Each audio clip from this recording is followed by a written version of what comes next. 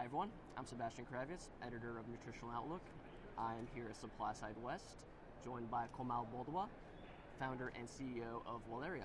Thank you so much for joining us. Thank you for the opportunity. So, kind of to start, I wanted to ask you a little bit about your professional background. Can you tell me a little bit about your professional background and how you became interested in pursuing dietary supplements?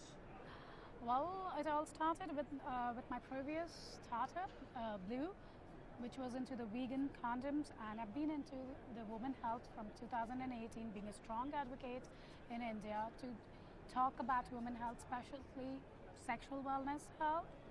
And when the company got acquired, we were trying to figure out about the alternatives or the options for the women health solutions in regards to the natural possible available alternatives, and there were not many, which made me start thinking about why would it not be when it has been so prevalent in India and it's been used for millennia.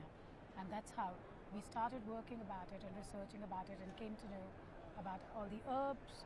And then we found a team of Ayurvedic practitioners, doctors, and these clinical scientists, researchers, and then we started on the journey to discover the right herbs which is specifically being advocated or being recommended in the Ayurvedic literature for women health. Terrific. Now, Waleria is showcasing its Aspurus ingredient. It's a shatavari ingredient, correct? So can you talk about the benefits of shatavari for women's health? And how does Waleria's extract differentiate itself from other shatavari extracts on the market? Awesome. So when we talk about shatavari has been used for the ages and has been recommended in Ayurveda as the herb for women.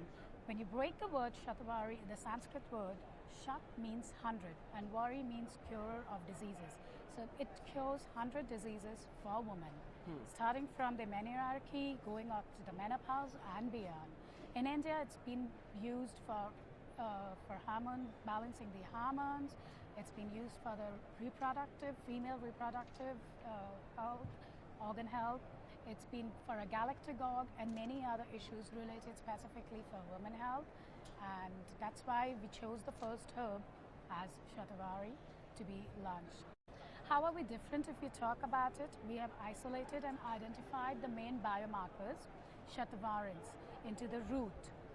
And with that, we have standardized the process with a proprietary process and made it up to the 5% of the shatavarins, bringing it to the batch-to-batch consistency of 5% delivery every batch. If you talk about it to the others that is available in the market, they are all talking about the other herbs, other active ingredients, which are the saponins, but not on the main biomarkers, the shatavari. It took us about 3.5 years to do the research, to isolate it. Parallelly, we had also visited a couple of the farms in India from north to south, east to west, because as per the Ayurveda, it all begins from the soil. It has to be the right climate, right soil, right temperature to have the right bioactive ingredient into the root. And that's how we have selected it up to the soil. And then from there, we have got the right kind of the root, which will have the highest bioactive ingredient. Moreover, we have got a proprietary process, which we have also filed for the patent pending, to increase the efficacy of the bioactive found in those roots. And that's how we are different. Our clinical trials is something, we are the first branded extract, shatavari extract ingredient, and we have done a clinical trials which has been completed recently on the menopausal woman. Terrific. I guess, can you talk a little bit about the kind of history of supporting women's health in Ayurveda? And what can our current industry learn from Ayurveda when it comes to supporting and promoting women's health? That's a very interesting question. So as per the Ayurveda has specifically got certain chapters dedicated onto the women health. It believes that, like for the woman, has got more of a hotter potency because of her hormonal imbalances, which happens not only onto the phases of the periods, pregnancy and all, but every month.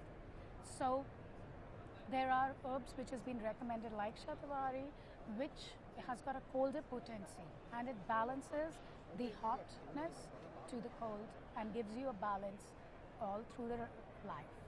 So like this way, there have been like for the every phase of women health, starting from the periods, then moving on to the pregnancy and infertility, pregnancy, that phase, and then again to the menopause and beyond.